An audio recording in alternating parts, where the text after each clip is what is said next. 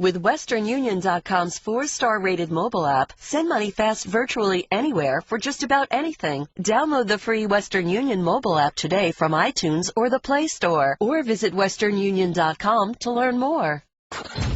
Can you feel it? Durant for three, bingo!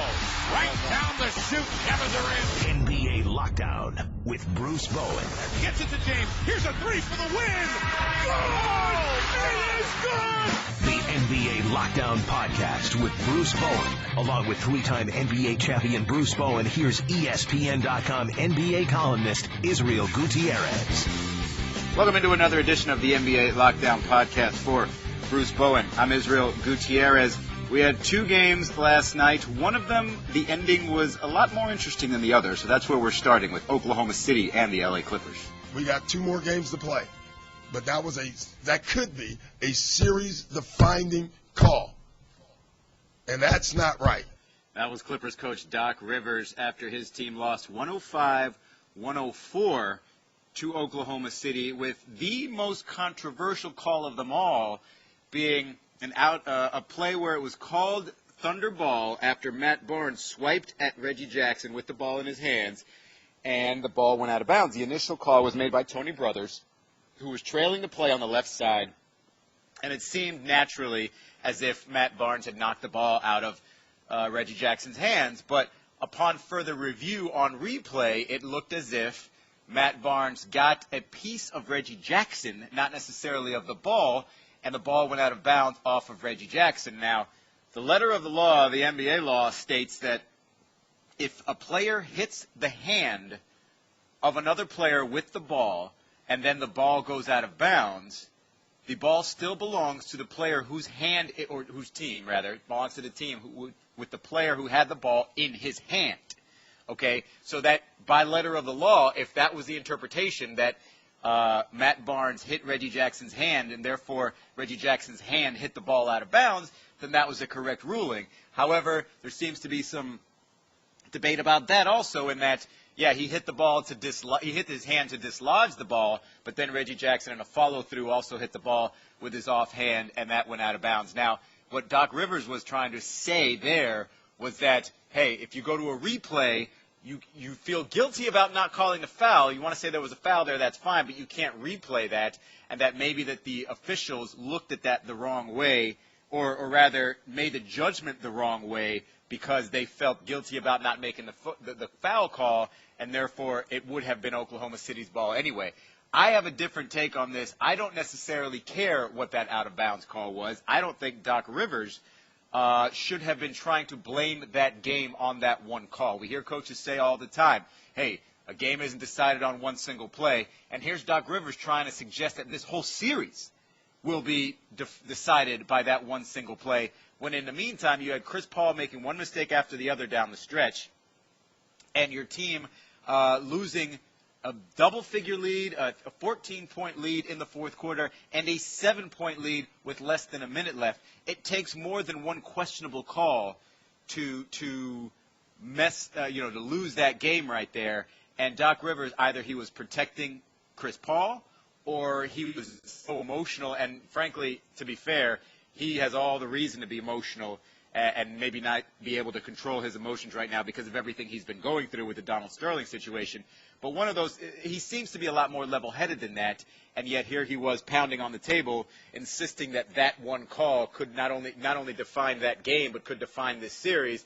And Bruce, I think that was, let's just say, it was unlike Doc. It was unfair to the Thunder to say that that was the reason they won. That was the sole reason they won the game, because they still would have had another inbound pass to make. I'm wondering what you thought about the situation, because to me, yeah, it was a bad call, probably. Even if you go by that letter of the law, it was probably still a bad call, but I still thought that Doc sort of went too far with it, and probably is going to be looked at way too closely if the Oklahoma City Thunder go on to win this series. You know, it's funny. You know, basically there's a turn of events. In Los Angeles, it was the Clippers who made the run, and OKC couldn't do anything to seem to stop that run. But now you have a run being made by OKC at home, and I trust Chris Paul with the ball in any situation because he has earned that right. But this game in that second half, he just didn't look sure of himself. And what I mean by that is when elite players go up against other elite players, there's definitely a statement made as far as who's going to execute, who's going to be that elite player. Sometimes it's the simple things as never leaving your feet to make a pass. That's what you learn from day one in basketball, especially as a guard. You never leave your feet to make a pass, and that's what he did. And to add to the misery, you foul a three-point shooter. It just can't happen from your coach on the floor, which is Chris Paul. And you have to know certain times of the game, of course, but just hold the ball. And it's in those situations that it makes me wonder, like, wow, when you put elite against elite, look how average, or look at the decision-making type of situations they are into now, and how they can become basically, non-existent of what we've been accustomed to seeing them do as far as taking over games. Chris Paul has had a decent series. He had a fantastic game one, but I felt like they needed something other than his scoring in order to gain a victory there in OKC, and it was him turning the ball over, uncharacteristic of Chris Paul to do that because he takes care of the basketball so much. Now on the flip side, you have Doc Rivers. I was disappointed in the post game because I know Doc was emotional. You can never say that a certain play is what can dictate a series. You don't know what's going to happen. And I believe all the work that Doc has done this year as far as making his team accountable and being able to receive criticism and be able to deal with whatever situation comes their way, I think a lot of that is erased in that post-game interview. Now you give your teammates the excuse to go ahead and say something like that. And with that fragile group, you don't want to give them excuses like that. I just felt like Doc was very emotional, which is understood, but I don't think that team is mentally tough enough to be able to hear something like that comes out of their coach's mouth and move forward. Well, I don't know if it's so much an issue of being mentally tough because, frankly, this team has gone through a lot just in these past two series.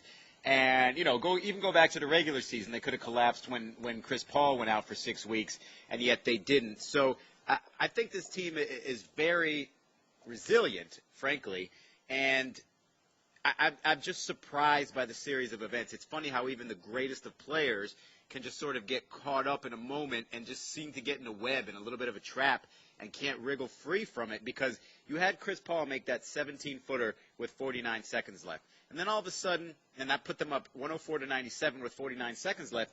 Then all of a sudden, you got Kevin Durant making a three-pointer. Jamal Crawford misses a layup. Russell Westbrook got the rebound. There was only 21 seconds left. And then, he got it up to Kevin Durant, who made a layup. Then all of a sudden, all you have to do is hang on to the ball. That's it. You've got to be secure. You've got to hang on to the ball. Chris Paul is one of the smartest, best basketball players there are. He goes ahead and is loose with the ball because he was anticipating a foul. There goes one Westbrook steal. Then you have him shoot. You see, here's the part where Chris Paul, where I got to give him credit for being such a stand-up guy. Because, Bruce, I've seen the replays. I don't know where the contact was with Russell Westbrook. And I know we're protecting the shooters these days, right? But I don't know if that was even a foul in the middle of the game, certainly not at the end of the game. And yet he gets called for that foul against Russell Westbrook shooting those free throws. And what Chris Paul said, I shouldn't even be in position to get that foul. And right, that's what I'm saying. He shouldn't be there. Yeah, right. But see, even though he shouldn't be there, it's what took place. It worked in your favor when Jamal Crawford got the 4-point play, where I'm looking at Reggie Jackson. I didn't see necessarily a foul committed by Reggie Jackson, but it happened. So what does that say? That say I don't need to be around three-point shooters when they're shooting because you never know what can happen. And then at the end, Bruce, you had Chris lose the ball on a turnover. Now, listen, I've seen some pictures. Reggie Jackson kind of fouled him on the shoulder as he was sort of collecting the ball. And so that was probably a missed foul call, too. But here was Chris Paul after the game saying nothing about the officials blaming them for the game. He was blaming himself. Everything that happened there at the end is on me. The turnover was 17 seconds left. assuming that they're going to foul. It's the dumbest play probably I'd have never made. And then to even put it in the official's hand to call a foul on a three, which is bad basketball. Yeah, I mean, Bruce, that he talked about also, being the leader of the team and how he shouldn't he shouldn't have those types of mistakes. But being the leader of that team, isn't that exactly what you want to hear?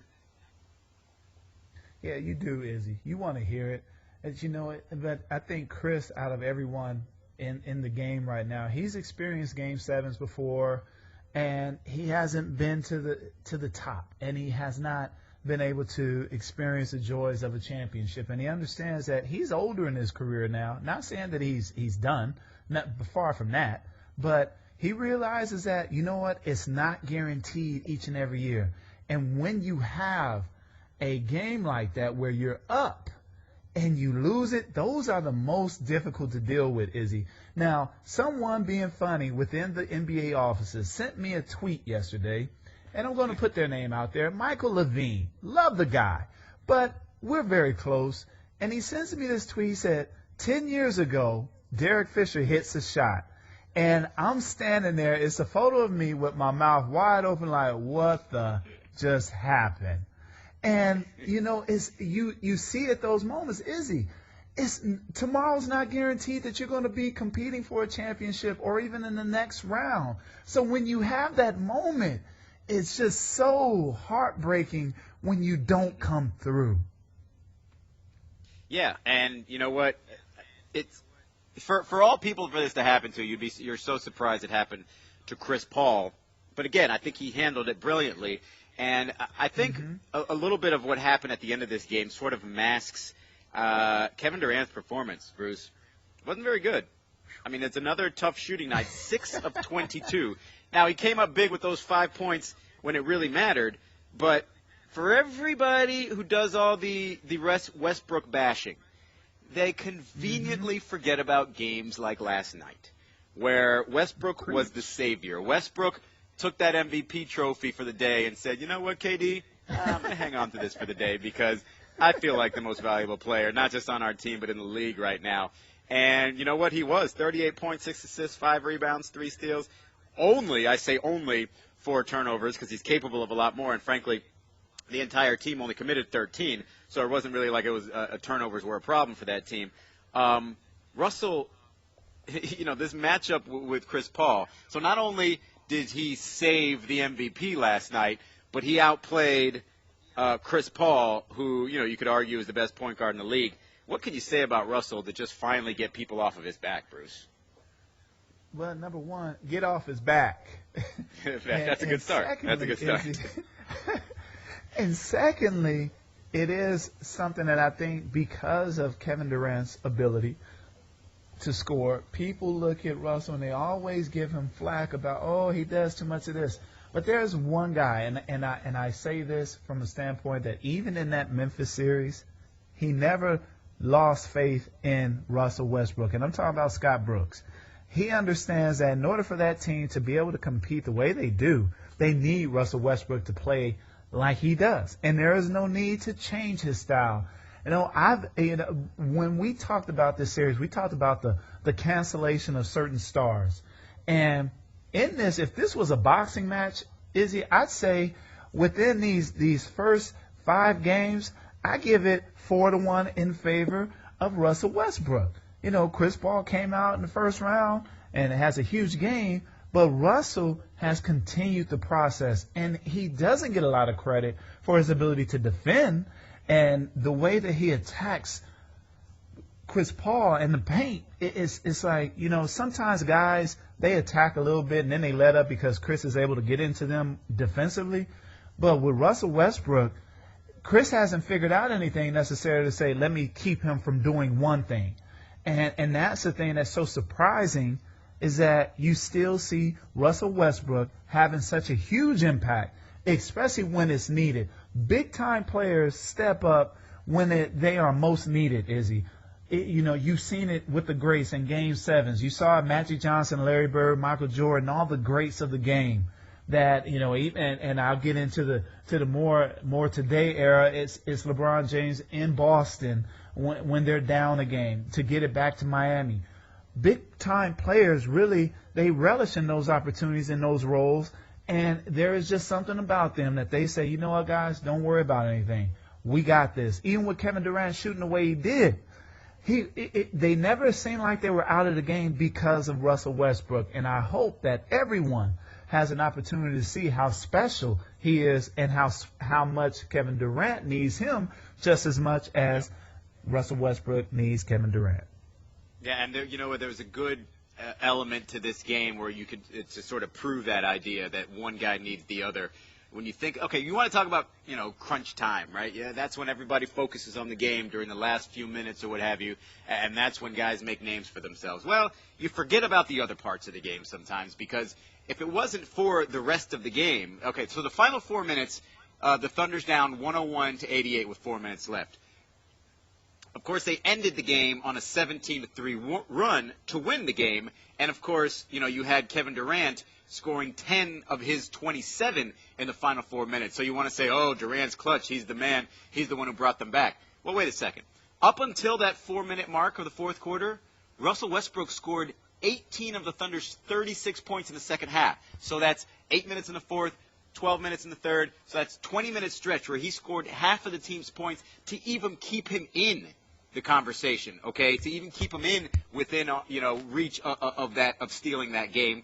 And it didn't matter who was defending him. Chris Paul, one of the best point guard defenders, he drove 4 times against Paul and scored on every one of those drives. Okay, of his 18 points during that time, 12 came when Westbrook did not defer to teammates. He had 9 possessions in which he initiated and finished the offense, compared to 6 possessions where there were passes involved in the play. So all that's talk about, hey, Russell's a one-man team, and, he doesn't move the ball enough. Sometimes you need that type of play. Sometimes you need one guy to say, I'm going to take control of this game. Nobody complains when LeBron James does it, right? They say, oh, that's what LeBron's supposed to do. Well, Russell, just because he's got a high-quality teammate next to him does not mean he's supposed to defer all the time. He's got plenty of skills on his own. So this is going to, to me, this is going to be a 7-game series from the start. It just so happens it includes 2 incredible comebacks. And all of a sudden it's not making me miss the first round as much, which after the first couple games of the second round, I was missing that first round. But, the second round is slowly starting to catch up and have its own defining moments. But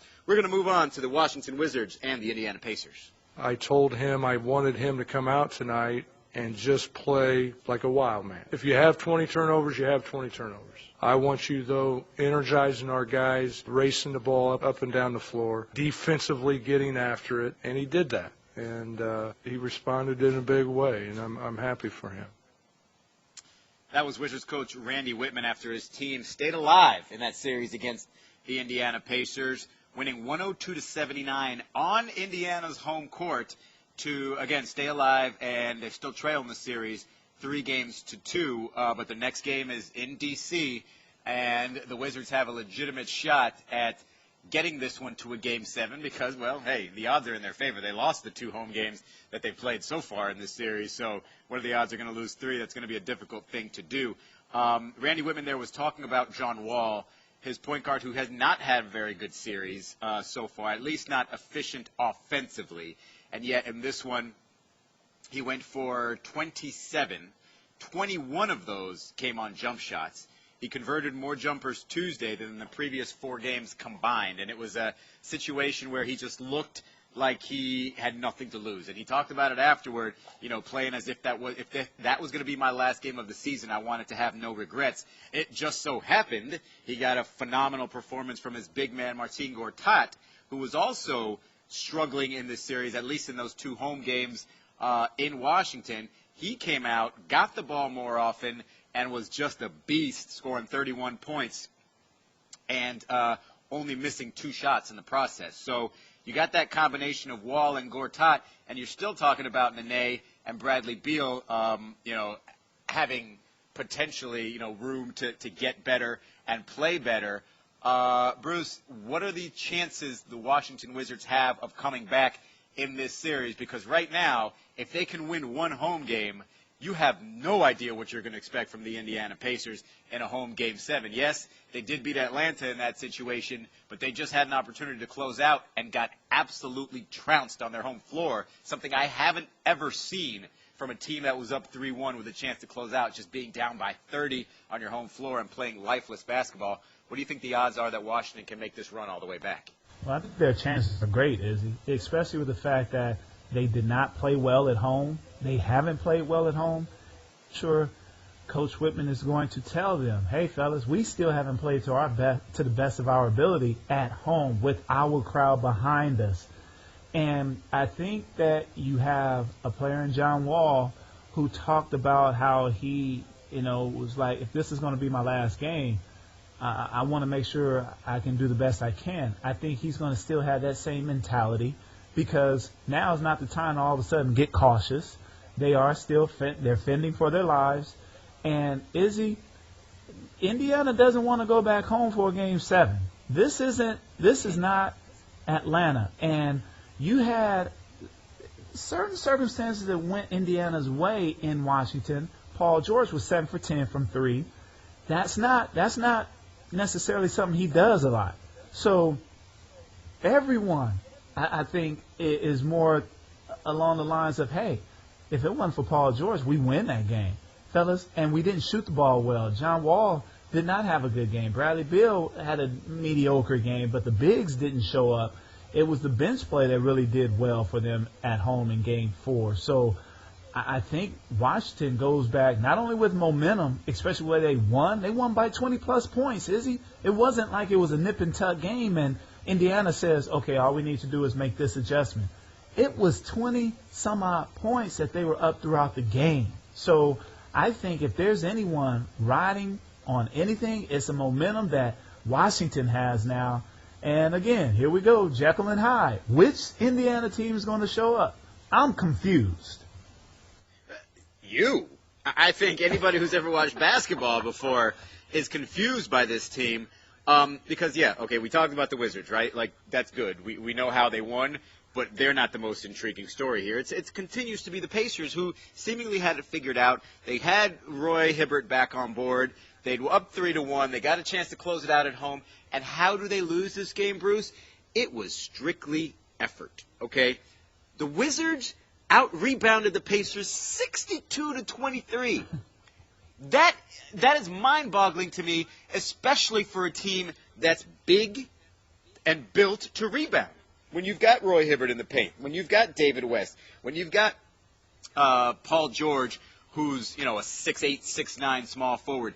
Even your two-guard, who Lance Stevenson, is prone to the triple-double. He likes to rebound. George Hill is not your prototypical point guard. He's a long-armed, kind of tall-ish point guard who can rebound. And yet you get out-rebounded by 39. It was the second largest differential in franchise history by 1, which dates back to 1980. Tied for the third largest rebounding margin in playoff history, okay? That, to me, tells me that the Pacers, I don't know, like, they're not a contender. They're not all in. They're not a team that really feels a sense of urgency. They're not a team that can get away with playing poorly, frankly, it seems like these days, or for any stretch, because then all of a sudden they just collapse on themselves. I don't understand how that happens, Bruce. I don't. And it makes me think like those demons that we thought were gone are still very much there, and that this series isn't even over. Yeah, you're absolutely right, Izzy. I'm watching last night, and I'm saying to myself, okay, if you thought this was going to be a cakewalk, your last game wasn't a cakewalk. So you got to bring it. And I know sometimes guys, we just thought, we'd have it tonight. No, you have to participate in that. That's called getting after it. As you said, Izzy, effort. And when you don't play with effort, especially at this point in the season, that if anything, nothing should ever be questioned as far as your effort in a game like this. Yeah, and you know what? There's a couple other things, and it's not just effort, but that was a big element to it, right? One team was playing with desperation, and the other one wasn't. But then, I feel like I beat up on this guy a little bit much, all right? But George Hill, At one point, I think he missed his first 7 shots, so he finished the game 1 of 8, 3 points, 2 assists, 2 turnovers. I mean, that's your starting point guard. How are you going to be a contender when it matters most, that guy performs like that? And I'm not big on the body language thing. I'm not trying to read into what people are doing out there on the floor and how that affects their actual game. But my goodness, Bruce, is it just me or does he look terrified out there sometimes? Like, I don't know if it's just the way, I don't know if that's just him, but he looks scared at big-time moments. And you remember that game against Miami back in March where he missed 2 free throws that could have sealed it. He came back after that game in an empty arena and just shot 2 free throws, and I don't know, I guess to feel better about himself. But it's mind-boggling to me how, they keep riding with this guy. And, I mean, I don't know. I think C.J. Watson might be a better option, at least have more minutes. Maybe you don't necessarily start him. You don't throw things off that much. But maybe at least give him, 25, 26 minutes and cut back on George Hill's minutes. Even though he's had a couple of moments, more often than not, he'll give you one of these, and you're just like, what the heck, man? So, Paul George, I almost give him a little bit of leeway because he's coming off a phenomenal game. He's had a pretty good playoffs. He's not the reason this team is struggling as badly as it is, but he went 5 for 15 points and didn't really have that all-around game that we're used to having from him. But, man, I give up on trying to predict the Pacers. Like, if they go out and blow out Washington in Washington again and hold them to 63 points, I'll be like, whatever. Like, I have no idea what to expect from them. So, you know what? For that matter, it's probably not even worth spending any more time on them. We're going to move on to some previews of teams that might actually close out in 5, like the Pacers failed to do last night. We'll get into those after this quick break. ESPN Radio. With the action on the court, the diamond, or the gridiron. Comes alive. The NBA. The Miami Heat have won the 2013 NBA title. Major League Baseball. The Boston Red Sox have won the World The Series. Bowl Championship Series. The tide has risen again, the 3rd time in 4 years. You're home for the best in sports play-by-play. ESPN Radio. This series has been changing dramatically as it's been going on. So now you have a little bit more of a body of evidence to look a little bit deeper into trends. That's a small margin for error both ways. And again, we're trying to figure it out, as it goes on, and hopefully we can get better at figuring it out. That was Eric Spoelstra after his team beat the Brooklyn Nets in Game 4 in Brooklyn behind 49 points from LeBron James. LeBron was a little ticked off at himself because he could have had 50 but missed his last free throw with a few seconds left. He had 16 points in the first quarter of Game 3 and then only had 12 points the rest of the way. And it was, he said after the game, the ball didn't find my hands as much after that first quarter. And I kind of had the inkling that maybe he would try to go off in this game. Now, the difference is what I thought he would do was basically just take a bunch of shots, right? But what he did, and with him normally, like if you remember when he scored the 60-plus against 61, was it? Against Charlotte, he hit 8 threes. Well, in this one, he did exactly the opposite. Not exactly the opposite. I don't know what the exactly opposite of taking 8 threes is. What is it, -8? But he decided, you know what, that Nets defense that really collapses the paint and really wants to keep me away from the paint, I'm going to challenge it anyway. I'm going to go to the paint. And he finished 11 of 12 shots from inside the paint. Had a variety of shots from the outside, but not a bunch. He didn't, he had a couple of those little fadeaway shots, missed 3 or 4 in mid-range, and then hit 3 threes and missed a few out there. But for the most part, was attacking. I don't know if that had anything to do with Paul Pierce running his mouth a little bit, talking about how he wanted to defend LeBron himself, or whether it was just a matter of he knew what it was going to take to win that Game 4 on the road. But that was an impressive performance from LeBron, tied his career playoff high. Bruce, is this the type of stuff that's necessary from LeBron, or was it a situation where he's on the road, you didn't want to get into all this drama of getting this game, this series tied at 2-2, and he just went at them? Or do you think there's a little more there? There's a little Paul Pierce element there. There's a little, I'm going to get mine after really not quite getting it as much as, he thought he was going to do after that 16-point first quarter in Game 3. Like, what do you think the the motivation is here behind LeBron, or is it strictly a, hey, I'm in the playoffs, I got to do what it takes? No, I think it's part of being a leader, Izzy. He is the leader there, and they needed that in order for the Heat to get a victory. We saw what happened in Game 3, the first quarter. He starts off really well, and as he said, the ball just didn't find his hands so much. And I like the different sets that they were going out of, Izzy. It wasn't just, okay, LeBron, go ahead, come with one pick and roll. No, it was a little misdirection going on, and then you get LeBron at the top of the key with the pick and roll, or with LeBron at the top of the key and attacking at different ways of getting to the basket. I really liked his aggressiveness, and then when he's hitting the jump shot, he's really a tough cover when he's hitting his jump shot and the isolation on the wing, and then to get by Paul Pierce and also get the and ones. I thought there was a focus from LeBron. Take the ball to the basket. Don't so much as settle for shots. Keep taking it to the basket. And when you start getting chirps from, Paul Pierce and doing a little talking, that only adds to the sweetness of that 49. Right, and should have been 50. To your point there about him attacking the basket. Well, frankly, to the point about whether it was against Paul Pierce or it was just something where he felt like he needed to do.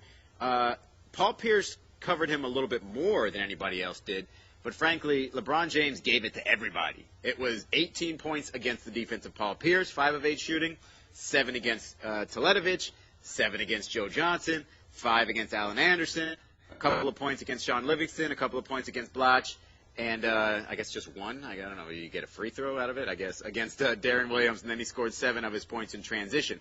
So that was a little bit of everything from LeBron, but I'm sure you're right, it was a little bit sweeter to get those 18 points in particular against the defense of Paul Pierce.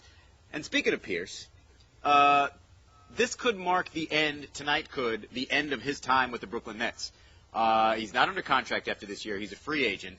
And, you would assume that the Nets, if they bow out in the second round, given all their contract commitments that they still have for next year, wouldn't commit any more money to an older player like Paul, especially when you figure they have to go a little bit younger. You consider that a big deal at all? Like, do you think Pierce being a free agent and having a chance to go elsewhere, is it a failure, his 1 year with Brooklyn because they didn't, at least get to a conference finals or an NBA finals? Or, does it really matter? I mean, is it just kind of a blip in the Paul Pierce career radar and then, maybe he goes on to another title contender next year? But no, I don't think it has nothing to do with, Paul didn't succeed there.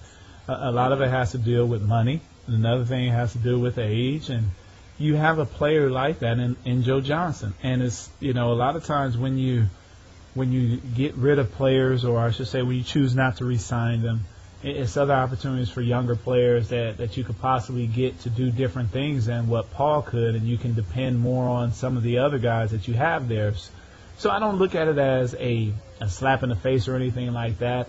I mean, he came in, and we don't know what's going to happen, but even if he did not sign with them in the off season, I don't see it as a big, they let one get away. Paul's a great scorer. We understand that he's on the other side of his career now, but I don't think it's a failure or anything. All right, well, let me ask you this then. You've got Kevin Garnett, who's still owed $12 million next year. Given the way his season ended, given the fact that he's basically playing 20 minutes or less under Jason Kidd, should he consider retiring after this year, or do you think he still gets his money and tries to go at it one more time? Well, I think he'd play another year. He'd prepare his body for this last year and go from there. One thing about this game is, this is where Kevin Garnett did not have a typical teenage, or I should say early 20s growing up. It's all been the NBA. And it's not as easy as people might think that this is all he's known ever since he was 17. NBA, he right out of high school. So he's learned so much, and this has been such a part of his world. It's not as easy to necessarily say, you know what, I'm gonna leave that on the table and I'm gone.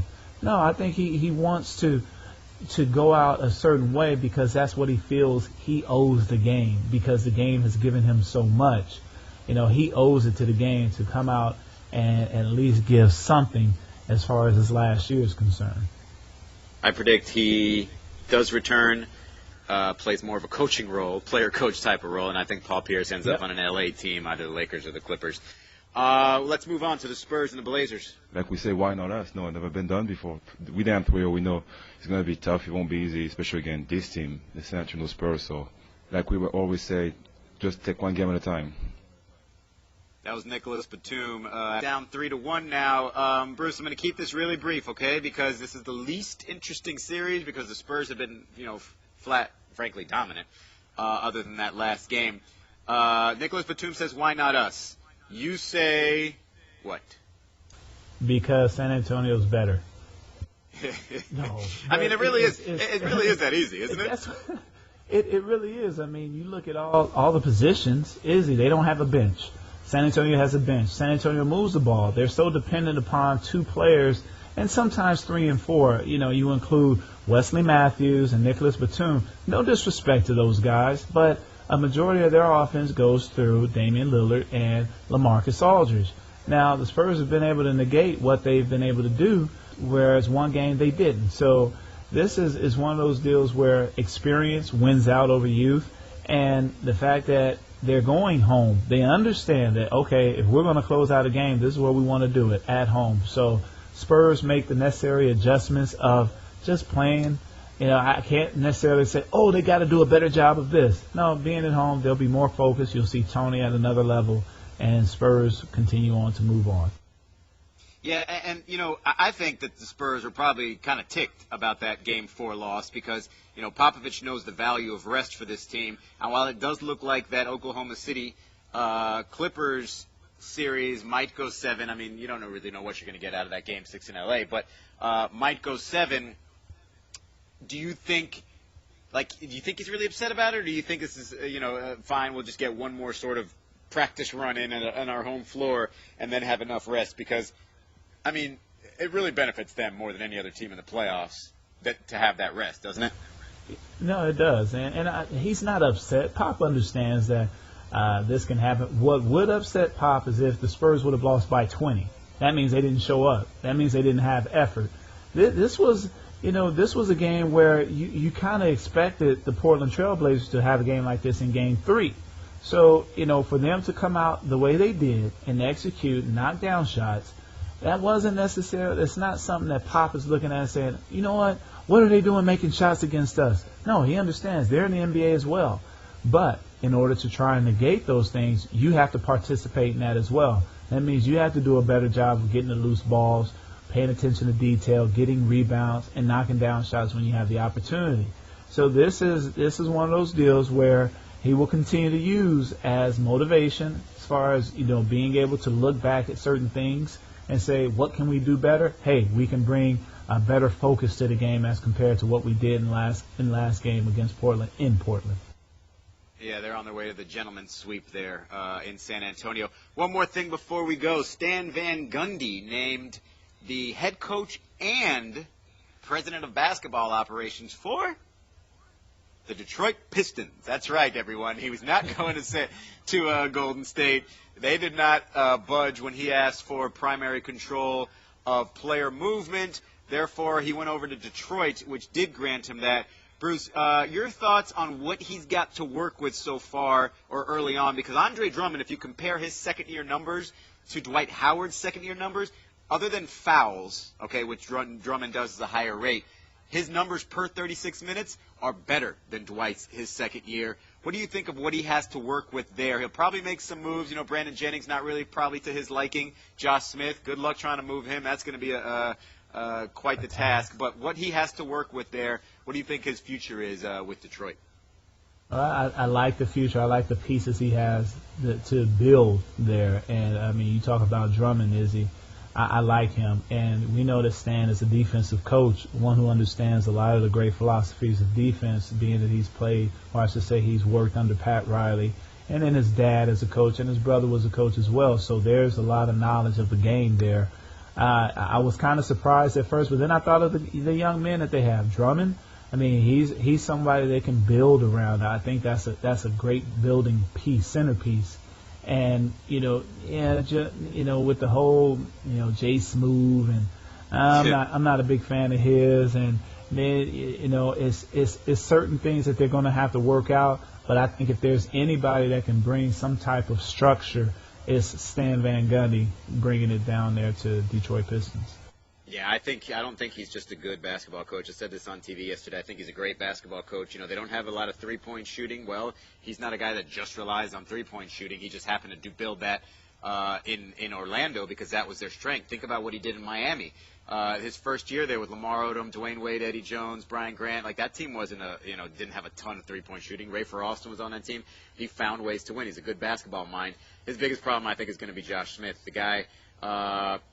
Among 34 players that averaged at least 35 minutes per game, Josh had the second worst player efficiency rating in the NBA. And, yeah, he makes $14 million and is on the books until 2016-2017. So we'll see how he finds a way to work with Josh Smith. But it was a good move by him. You know, he's the type of coach that has that type of power, or should have that type of power, because, frankly, I think he's that good. Sometimes it's a little bit be careful what you wish for, because you don't want to have all that responsibility, and maybe it comes down crashing on you. But you know, I have faith in Stan Van Gundy. I think the Pistons in the Eastern Conference are going to make a quick move up the ranks. Well, that's going to do it for this edition of the NBA Lockdown Podcast. For Bruce Bowen, I'm Israel Gutierrez. Thanks so much for listening.